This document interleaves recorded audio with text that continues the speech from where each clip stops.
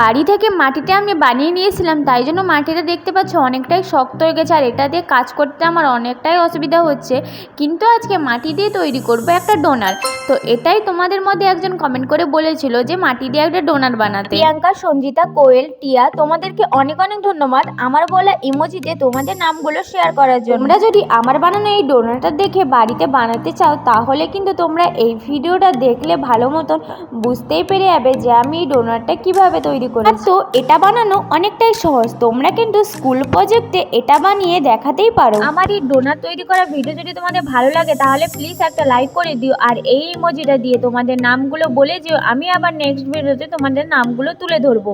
তো তোমরা যদি আমার চ্যানেলে নতুন হয়ে থাকো তাহলে প্লিজ সাবস্ক্রাইব করে পাশে থেকো। আপনাদের সাথে গল্প করতে করতে আমার ডোনার বানানোটা কিন্তু প্রায় কমপ্লিট হয়ে গেছে। এখন একটু জল দিয়ে মসৃণ করে নিলে আমার ডোনার বানানোটা হয়ে যাবে। এরপর ডোনারের উপরে যেরকম চকলেটের মতন কিছু থাকে সেইগুলো একটু বোঝানোর জন্য আমি সেইগুলো মাটি দিয়ে বানিয়ে দিয়েছি।